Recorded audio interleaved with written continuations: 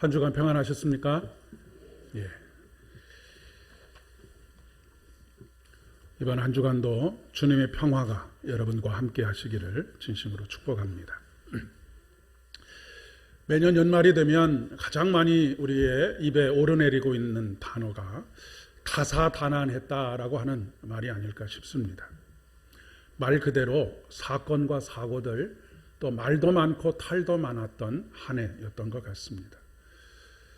지난 한 해가 그럴 뿐만 아니라 요즘도 북핵의 문제, 또 세계 무역 간의 문제, 또 광장에서 벌어지고 있는 여러 가지 일들, 그 모든 일들을 가만히 살펴보면 하나님께서 우리 민족을 사랑하시고 한국교회를 사랑하셨기 때문에 오늘 여기 우리가 서 있구나라고 하는 그런 감사와 찬양을 올려드리게 됩니다. 하나님께서 만약에 무관심하게 내버려 두시고 붙잡아 주시지 않으셨다면 우리 개인뿐만 아니라 이 나라와 이 민족이 그리고 한국교회가 어떻게 되었을까를 생각하게 되면 참 끔찍하기가 그지없습니다. 다사다난했던 한 해, 지난 한 해를 지나오면서 지켜주시고 또 은혜를 베풀어 주시는 하나님 앞에 진심으로 감사를 드립니다. 그리고 그 온갖 어려움 속에서도 우리를 믿음을 잃지 않을 수 있도록 믿음을 지켜주신 그 하나님, 실족하지 않을 수 있도록 우리의 발걸음을 붙잡아 주신 그 하나님께, 그리고 여전히 우리가 하나님을 떠나지 아니하고 예배의 자리에 있을 수 있다라고 하는 이 은혜가 얼마나 크고 놀라운가를 다시 한번 깊이 생각하고 고백하게 됩니다. 그리고 다사다난했던 한 해, 육신적으로 질병이 있기도 하고 또 가정적으로 여러 가지 어려움들이 있기도 하고 경제적으로 큰 시련들이 있기도 했었지만 그 모든 길을 주님과 함께 동행하면서 헤쳐나와서 오늘 이 자리에서 예배하고 계시는 여러분을 진심으로 격려하고 싶습니다. 그리고 축복하고 싶습니다. 참 애쓰셨습니다. 더 크신 주의 은혜가 2020년 한 해에도 여러분들을 위해서 준비되어 있음을 고백하며 또 그렇게 하나님께서 붙들어 주시기를 진심으로 축복합니다. 올해뿐만 아니라 살아가다 보면 우리는 늘 인생 가운데서 어려움에 직면하게 됩니다. 어려운 고비들이 늘 있게 마련이지요.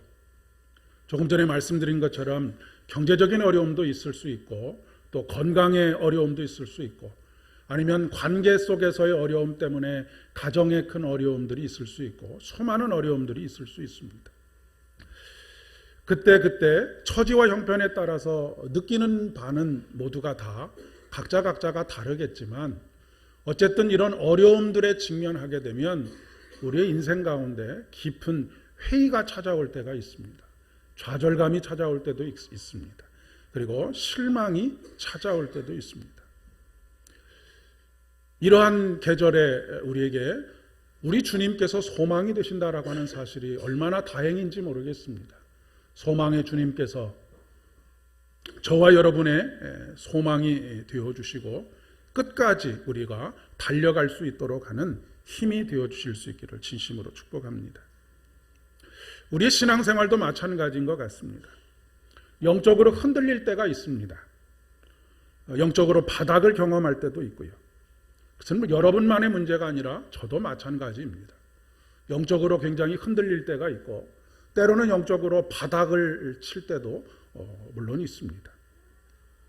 그러면 하나님께서 실제적으로 계시는 그 사실에 대해서는 변함없는 진리이지만 우리의 실존적인 삶에 있어서는 정말로 하나님께서 계시는가라고 하는 것에 대한 회의를 품게 됩니다.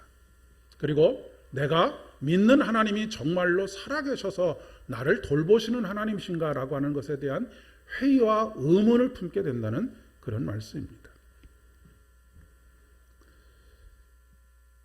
이런 의심과 회의감이 찾아오는 것은 사실 전혀 이상한 일이 아닙니다. 이상하다고 받아들이는 것이 이상한 일입니다.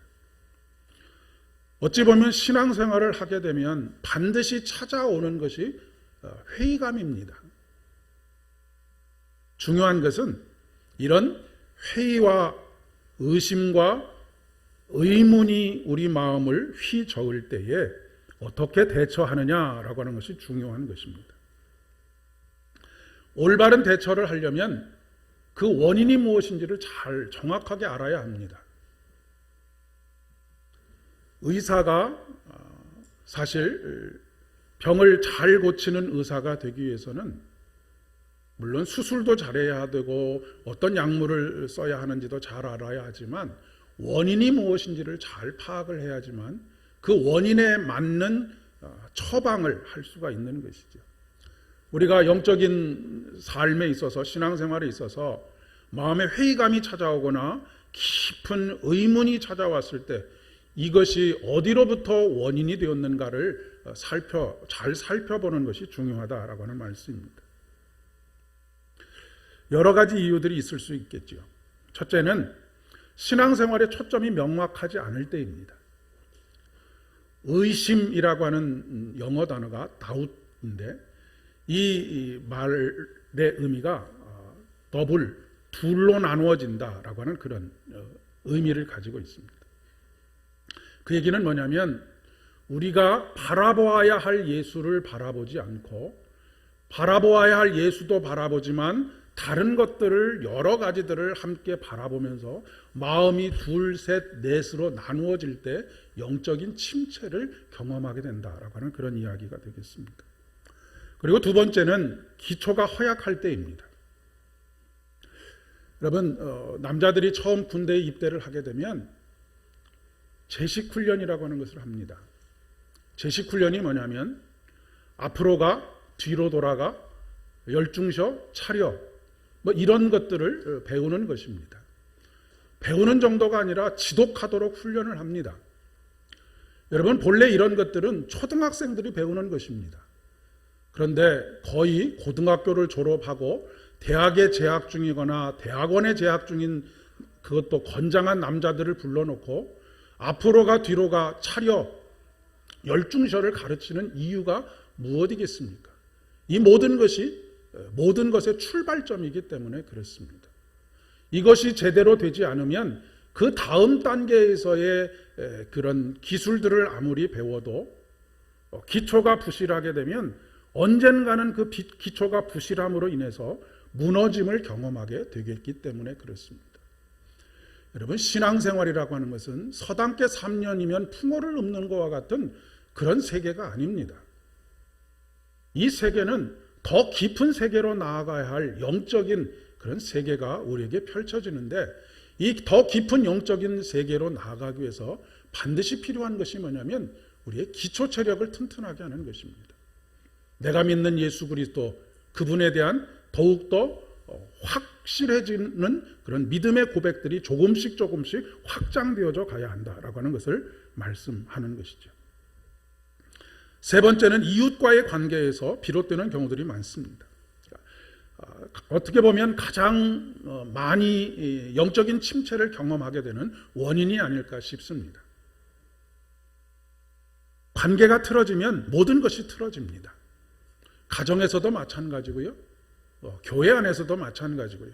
일터에서도 마찬가지입니다. 일이 힘들어서 힘든 것이 아니라 관계가 힘들어서 힘든 경우들이 대부분이기 때문에 그렇습니다. 그런데 이 모든 것보다 더 근본적인 이유가 있습니다. 그것은 뭐냐면 내가 신앙생활을 하게 되었던 동기와 예수 그리스도를 믿는 것 간에 서로 일치를 이루지 못할 때입니다. 여기서 실망감이 찾아옵니다. 여러분 누군가에 대한 기대를 가지고 있었는데 만약에 결혼을 결심을 하고 결혼을 합니다. 그러면 아내는 남편에게 남편은 아내에게 이 남편이 나에게 무엇을 어떻게 해주겠지라고 하는 기대가 있습니다. 이 아내가 나에게 어떻게 해주겠지라고 하는 기대가 있지요. 그런데 그 기대에 미치지 못하면 어떤 마음이 찾아옵니까? 실망감이 찾아옵니다. 신앙생활도 마찬가지입니다. 내가 예수를 믿으면 어떤 일이 일어나겠지라고 하는 기대를 가지게 되는데 그 내가 했던 기대와 예수님께서 나에게 해주시는 모든 일들이 서로 일치되지 않을 때, 서로 엇나가게 될 때 실망감이 찾아오게 되어져 있다라고 하는 것입니다. 여러분이 처음 예수를 믿게 된 동기가 무엇입니까? 각각이 다른 동기들을 가지고 예수를 믿기 시작하셨을 것입니다. 그런데 그 동기들이 예수를 믿는, 여전히 예수님을 믿는 동기의 전부라고 한다면 우리는 실망할 수밖에 없습니다. 동상이몽이라고 하지요. 같은 것을 바라보고 있는 것 같은데 서로 다른 꿈을 꾸고 있는,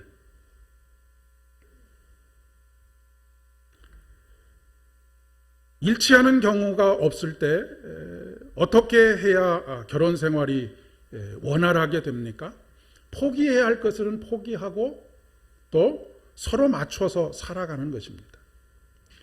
이것이 인간관계를 잘 해가는, 부부관계를 잘 만들어가는 지혜인데 신앙생활에 있어서는 이러한 것이 통하지는 않습니다. 신앙생활은 적절하게 포기할 것은 포기하고 맞춰가는 것이 신앙생활이 아닙니다. 신앙생활은 결코 타협하는 것이 아니기 때문에 그렇습니다.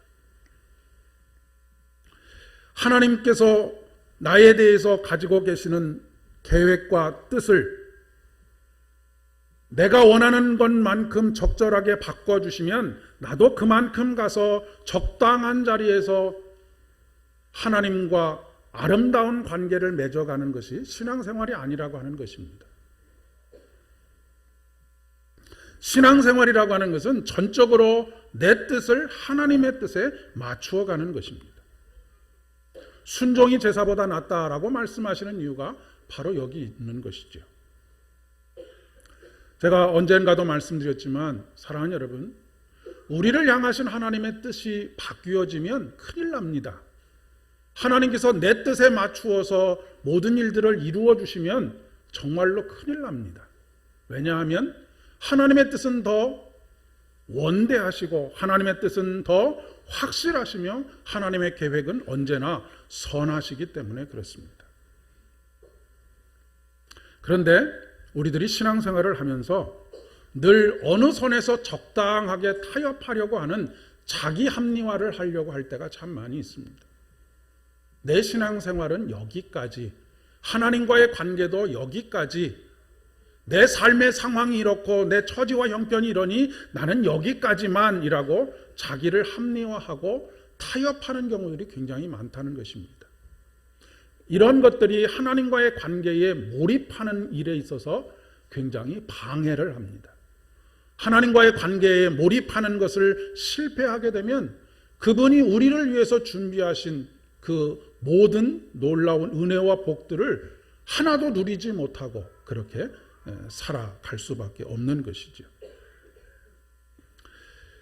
오늘 복음서 본문에 보면 깊은 신앙적 위기를 직면하고 있는 한 사람이 있습니다. 그 사람이 누구냐면 세례 요한입니다. 여러분, 세례 요한이 어떤 사람입니까? 그는 일찍이 깨달은 바가 있어서 또 하나님께서 그에게 성령으로 감동하셔서 사막에 나가서 깊이 하나님의 말씀을 묵상하고 연구하고 기도하고 그리고 영적으로 훈련하는 가운데 하나님께서 그 입을 열어 선포하게 하실 때 주의 길을 선포했던, 낙타 털옷 하나의 삶을 의지하고 메뚜기와 석청을 먹으면서 살았던 깊은 영적인 세계를 경험하고 살았던 사람이 바로 세례 요한입니다. 그런데 이 사람에게도 깊은 영적인 회의와 의문이 찾아왔다라고 하는 것. 그러니 하물며 우리들에게는 말해서 무엇하겠습니까? 예수님조차도 11절의 말씀에 보면 이렇게 세례 요한을 평가하고 있습니다. 여자가 낳은 사람 가운데서 세례자 요한보다 더 큰 인물이 없다라고 그렇게 평가할 정도의 사람입니다. 세례 요한은 열정적이었고 뿐만 아니라 사회의 불의한 것들, 그것에 대해서 지적하고 회개를 촉구하는 가운데 많은 무리들이 세례 요한을 따라서 그 앞에 나와서 세례를 받고 회개하고 하나님께로 다시금 돌아오는 역사들을 이루었지만, 그는 지금 2절의 말씀의 시작을 보면 감옥에 갇혀 있는 것을 보게 됩니다. 아마도 세례 요한이 기대했던, 그리고 예비했던 예수 그리스도의 길은 교만하고 음란한 헤롯 왕을 단칼에 무너뜨려 버리고 포악한 로마 군대를 성령의 불로 불살라 버릴 것 같은 그런 놀라운 능력의 메시아가, 그 메시아를 예비하고 있고 그를 바라보고 있고 기대하고 있었을지 모르겠습니다. 그런데 지금 세례 요한의 형편은 감옥에 갇혀 있는 것입니다. 그러니 세례 요한의 마음속에도 그런 의문이 들 수밖에 없었겠지요.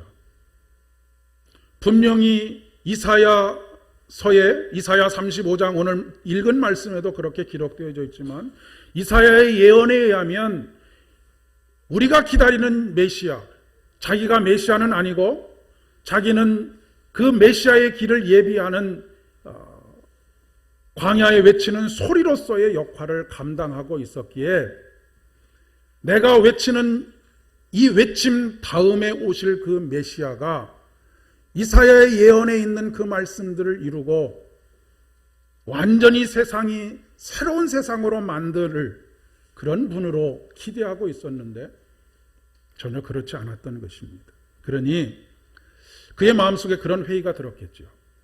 아, 이 사람이 아닌가? 우리가 또 다른 사람을 기다려야 하는 것인가? 라고 하는 생각이 들었던 것입니다.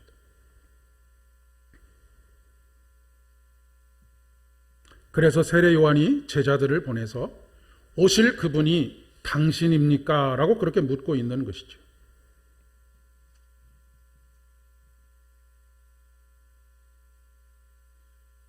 그런데 이 세례 요한의 질문에 대한 예수님의 대답이 무엇입니까? 세례 요한의 제자들에게 예수님께서 이렇게 대답하십니다. 너희가 가서 듣고 보는 것을 요한에게 알리되 라고 말씀하시면서, 듣고 보는 것이 무엇입니까?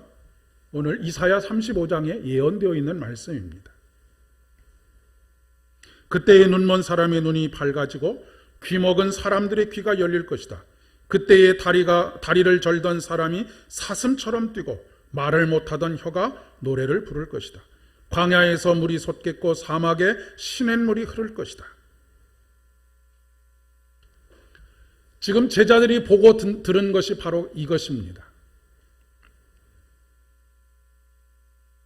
예수님께서는 당신 자신이 메시아이신지 아닌지를 직접적으로 대답하지 않으시고, 너희가 듣고 본 그것을 세례 요한에게 가서 이야기해라. 왜냐하면 그것 또한 메시아로서의 모습이기 때문에 그렇습니다.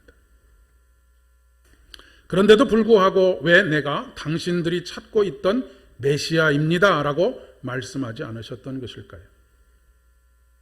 예수님은 우리가 기대하고 상상하는 그런 메시아 이상이기 때문에 그렇습니다. 어떻게 보면 우리가 기대하고 상상하는 메시아는 우리의 물질 세계에 한정되어 있는 분으로서의 메시아라고 그렇게 이야기할 수 있겠습니다. 오히려 그들이 기대하고 있는 모습과는 사뭇 다른 모습입니다.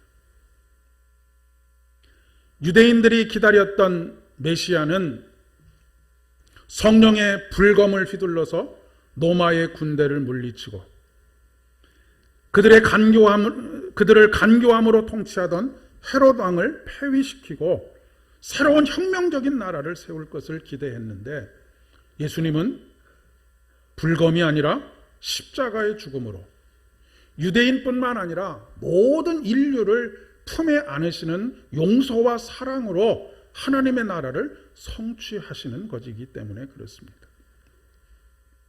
이런 것하고 똑같은 것이죠. 우리가 무엇 때문에 굉장히 분노하여서 어떤 사람에 대해서 분노해서 저놈을 단칼에 죽여달라고 그렇게 요청을 했는데 그 요청을 받은 분이 오셔서 단칼로 그의 생명을 해하기는커녕 그를 따뜻한 품으로 깊이 품어 안아주시고 그 죄까지 사해주는 모습을 보면서 그 분노감을 떨칠 수 없는 유대인의 모습, 이런 모습을 우리가 떠올려 볼 수가 있겠습니다.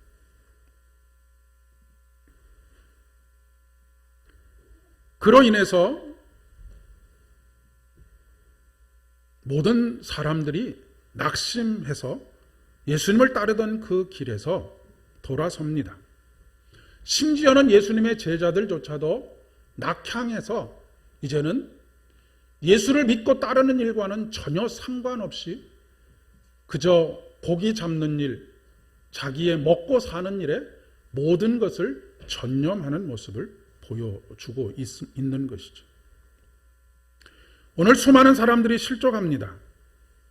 세례 요한처럼 자신의 믿음에 대해서, 내가 믿고 있는 예수님에 대해서 깊은 회의를 품고 의문을 가지는 경우들이 참 많이 있습니다. 이런 의심을 방치하고 그것이 쌓여가면 쌓여갈수록 우리는 인생의 아주 작은 돌부리에도 넘어져서 일어나지 못하는 경우들이 많이 있게 됩니다. 오늘 예수님께서는 누가 복 있는 사람이라고 말씀하시냐면, 당신이 우리가 기다리고 있는 오실 메시아입니까? 라고 물으시는 그 물음에 대해서 너희가 들은 것, 본 것을 말하라고 가서 전하라고 말씀하시면서 말미에 뭐라고 말씀하시냐면, 나로 인하여 실족하지 않는 사람이 복이 있는 사람이다 라고 그렇게 말씀하고 있습니다.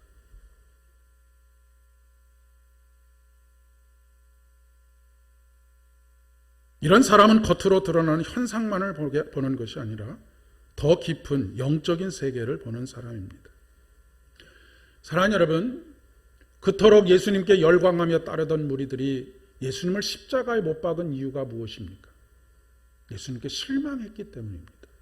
무엇 때문에 실망했습니까? 자기들이 원하는 예수님이 아니었기 때문에 그랬습니다.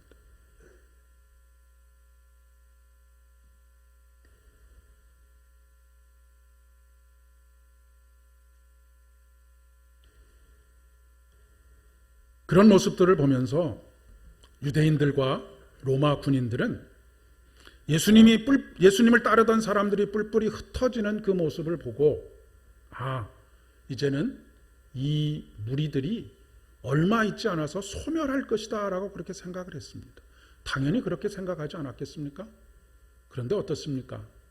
2000여 년 지난 오늘날 그 복음은 이스라엘을 정복하고 다스리던 로마를 점령하고 유럽을 점령하고 아메리카를 점령하고 다시 아시아에서 이 대한민국에 놀라운 하나님의 나라를 선포하고 그 생명의 역사를 이루어가고 계시다고 하는 사실입니다. 사랑하는 여러분, 우리 눈앞에 어떤 상황이 펼쳐져도 하나님의 경륜과 하나님의 섭리와 그 하나님의 역사를 믿고 따르며 순종하는 삶이 진정으로 복 있는 삶입니다. 이런 사람이, 여자가 난 사람 중에 세례 요한보다 큰 사람이 없다라고 말씀하신 후에 하나님 나라를 받아들이는 사람은 아무리 작은 자라도 이 세례 요한보다 큰 사람이다 라고 말씀하시는 이유가 바로 여기 있는 것입니다. 세례 요한이 보지 못했던 그 세계, 그 세계를 볼 수 있는 사람, 그 사람들이 저와 여러분이 되실 수 있기를 진심으로 축복합니다. 우리가 우리의 눈앞에 펼쳐지기를 기대하는 것, 유대인들이 기대하고 기다렸던 메시아가 정작 그들에게는 우상이 될 수 있었다라고 하는 것을 늘 명심해야 하겠습니다. 제가 몇 번에 걸쳐서 수요일 날도 말씀을 드렸던 것 같은데, 시내산에서 모세가 십계명을 받으려고 시내산에 올라갔을 때 오랫동안 아무 소식이 없자 이스라엘 백성들이 불안함에 떨고 모세가 도망간 것 아닌가라고 하는 것에 대한 의문을 가지게 되었습니다. 그래서 이제 그들 가운데 있었던 아론에게 우리를 인도하여 낼 신을 만들어내라 라고 그렇게 이야기를 합니다. 그리고 온갖 은근 패물을 다 아론 앞에 내어놓고 아론은 그것을 가지고 무엇을 만드냐면 송아지, 금송아지를 만듭니다. 그런데 중요한 것은 이 금송아지를 만들어 놓고 이것은 금송아지 우상이다라고 그렇게 말하지 않습니다. 이것이 너희를 애굽 땅에서부터 여기까지 인도해 내신 여호와 하나님이다라고 그렇게 말하고 있습니다. 여러분, 정신 바짝 차리셔야 합니다. 자칫 잘못하면 우리는 금송아지 우상을 하나님의 자리에 갖다 놓고 이분이 내가 믿는 하나님입니다 라고 그렇게 고백할 가능성이 얼마든지 있기 때문에 그렇습니다. 만몬의 시대를 살아가고 있는 우리들의 모습이 그것입니다. 오늘날 수많은 이단들의 모습이 바로 여기에 있는 것이죠. 그렇기 때문에 예수님께서, 하나님께서 우리들에게 우상을 만들지 말라라고 말씀하시는 것입니다. 그러니까 우상을 만들지 말라는 말씀은 하나님 자리에 다른 것을 갖다 놓고 이것이 하나님이다라고 그렇게 말하지 말라라고 말씀하시는 것입니다.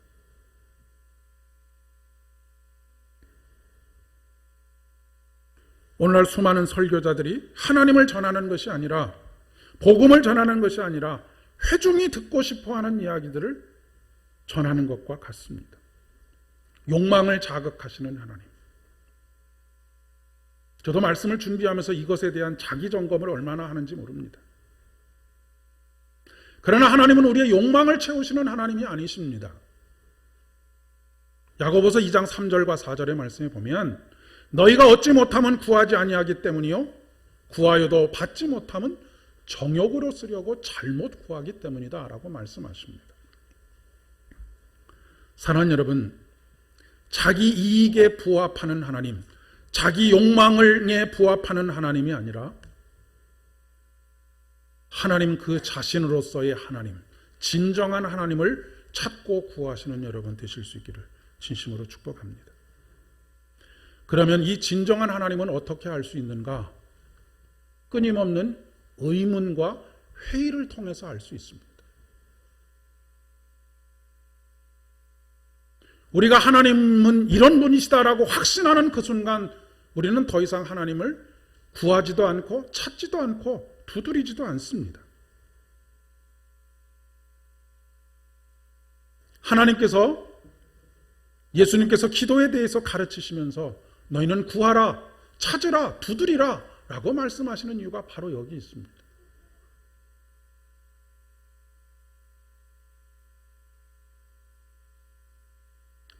하나님은 마치 양파와 같은, 비유해보자면 그런 분이라고 이야기할 수 있습니다.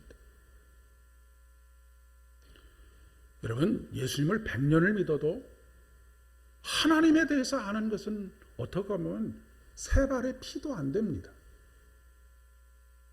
그런데 우리는 마치 서당계 3년이면 풍어를 읊는 것처럼 신앙생활 몇 년, 신앙생활 10년, 20년, 30년 하고 나면 하나님을 다 안 것처럼, 더 이상은 알 것이 없는 것처럼, 그래서 다 알아버려서 권태로움을 느낀다라고 그렇게 말하는 참으로 어리석은 그런 행동들을 할 때가 참 많이 있는 것입니다. 하나님은 알면 알수록 알 수 없는 분이 하나님이십니다.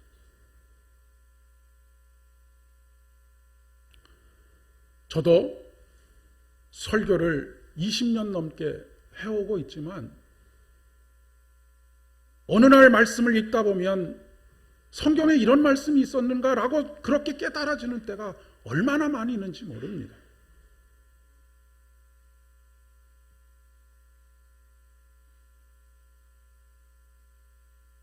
왜 우리가 무지하게 살아가고 그 하나님을 나의 하나님으로 점점 더 깊이 알아가는 삶을 살아가지 못하느냐면 구하지 않고 찾지 않고 두드리지 않기 때문입니다. 오늘 영적인 거장인 세례 요한이 자신의 마음속에 이런 의문이 찾아왔을 때 했던 일이 무엇입니까? 묻는 것입니다. 신앙의 선배들에게 묻고 목회자에게 묻고 궁극적으로는 기도를 통해서 하나님께 묻는 것입니다. 하나님, 제가 지금 제대로 믿고 있는 것입니까? 제대로 가고 있는 것입니까? 제가 만들어 놓은 우상을 제가 섬기고 있는 것은 아닙니까? 여러분, 묻지 않으면 해결이 안 됩니다.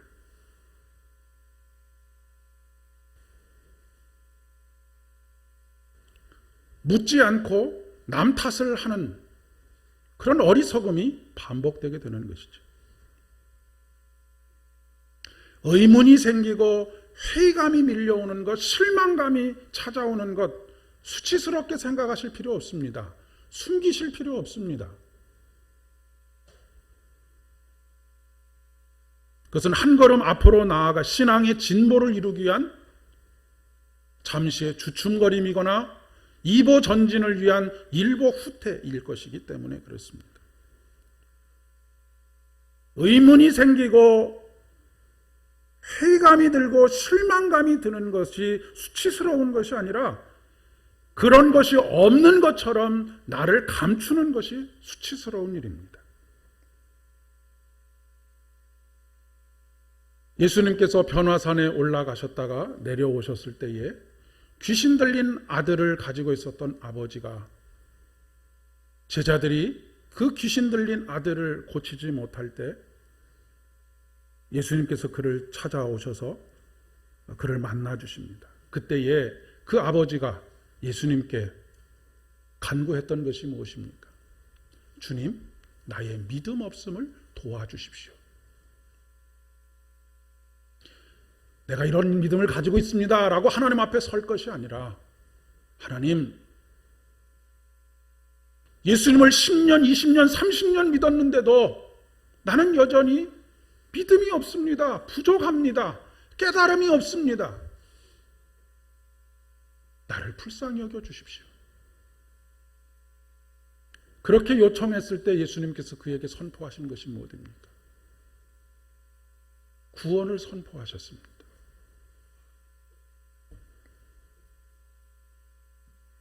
어찌 보면 신앙생활은 보물찾기와 같이 찾는 재미라고 그렇게 이야기할 수 있습니다.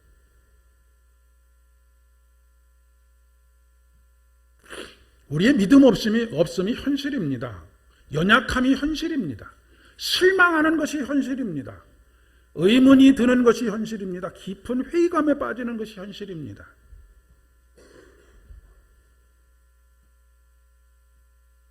하나님은 광활한 광야에 숨어 계시는 분입니다. 우리는 하나님께서 우리에게 자신을 보여주시는 것만큼 찾을 수 있습니다.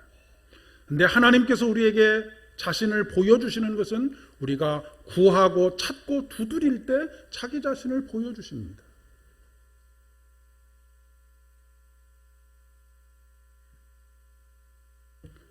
어떻게 보면 자신의 믿음에 대한 너무 확고한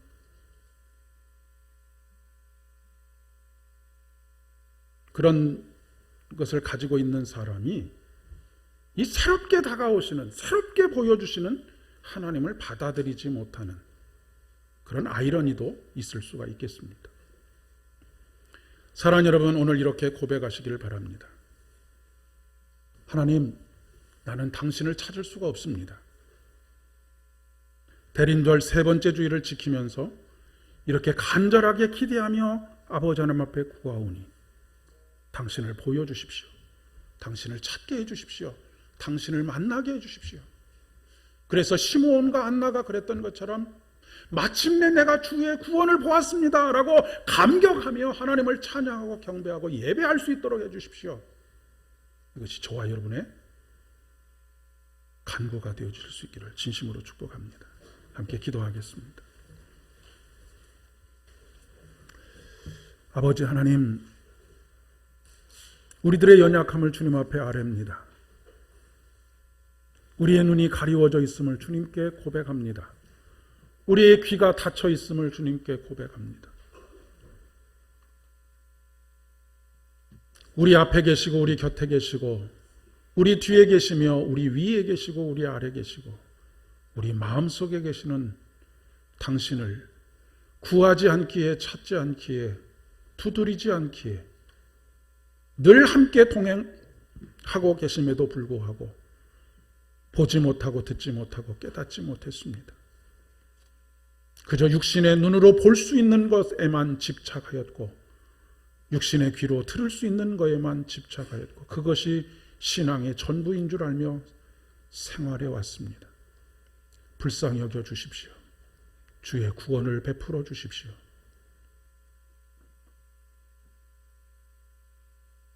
우리가 기다려야 할 예수 그리스도, 당신의 모습을 조금 더 밝히 알고 듣고 깨닫게 되기를 간절히 소망합니다.